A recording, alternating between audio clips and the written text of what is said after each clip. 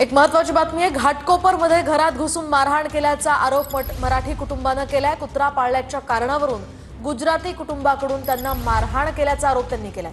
घाटकोपरच्या रायगड चौक परिसरात राहणाऱ्या मराठी कुटुंबाचा हा आरोप आहे। 3 भावांकडून मारहाण झाल्याचं सीसीटीव्ही कॅमेऱ्यात कैद झालेलं आहे। आपण पाहू शकतो या दृश्यांच्या माध्यमातून या ठिकाणी कुत्रा पाळल्याच्या कारणावरून मारहाण केल्याचा आरोप मराठी कुटुंबाने केलाय।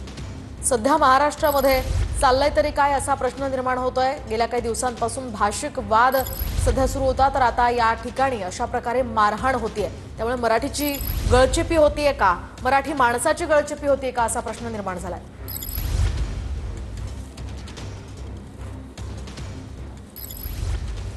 आणि या संदर्भात बोलण्यासाठी मनसेचे विभाग अध्यक्ष महेंद्र भानुशाली आपल्यासोबत फोन लाईनवरून आहे। महेंद्रजी, आपण पाहतोय वारंवार या घटना महाराष्ट्रामध्ये होत आहेत। आता घाटकोपरमध्ये गुजराती कुटुंबाने मराठी कुटुंबाला मारहाण केल्याचं स्पष्ट यामध्ये दिसतंय। त्यांनी आरोप तसा केलाय, काय तुमची भूमिका आहे?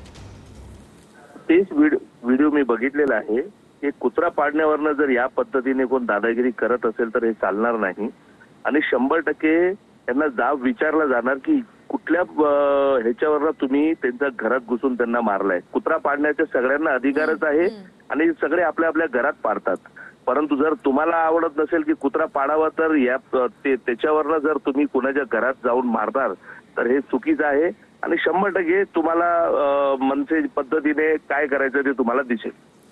अगदी। मात्र महेंद्रजी, वारंवार या घटना महाराष्ट्रामध्ये होत आहेत, या संदर्भात तुम्ही काय भूमिका घेणार आहात पुढे?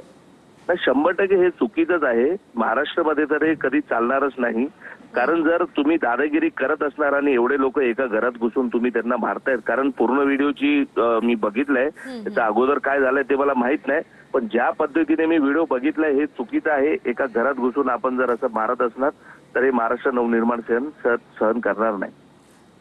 अगदी नक्कीच महेंद्रजी, धन्यवाद दिलेल्या या प्रतिक्रियेसाठी। आपण पाहतोय तर डॉक्टर बाबासाहेबांच्या संविधानानुसार 1 मिनिटामध्ये गुन्हा दाखल व्हायला पाहिजे होता। रात्री झालेला प्रकार आहे आणि आतापर्यंत ते झालं नाही। मी एकच सांगतो, बोलत नाही, फटाका वाजणार। गुजराती मराठी वाद कुठून कुठे वाढत चालला आहे, हे दुसऱ्यांदा घाटकोपरमध्ये अशा प्रकारची घटना घडलेली, काय सांगू नेमकं? त्याच्यावरती मी भाष्य करणं योग्य नाही। मी फक्त सांगितलं सोडणार नाही, सोडणार नाही। सोडणार नाही म्हणजे काय? तुम्ही विचार करा ना, सोडणार नाही म्हणजे काय? जबाब दिला जाणार, फटाका वाजणार, वाजणार म्हणजे वाजणार। जर माझ्या बहिणीवरती, माझ्या मुलीवरती जर असा कोणी अत्याचार करत असेल, तिघे भाऊ घरात घुसून मारतात, हिम्मत कशी होती नालायकांची, सोडणार नाही। तुझ्यावर फटाका वाजवणार का? अरे ते वेळ सांगेल, पण 100% सोडणार नाही। सोडणार नाही म्हणजे सोडणार नाही।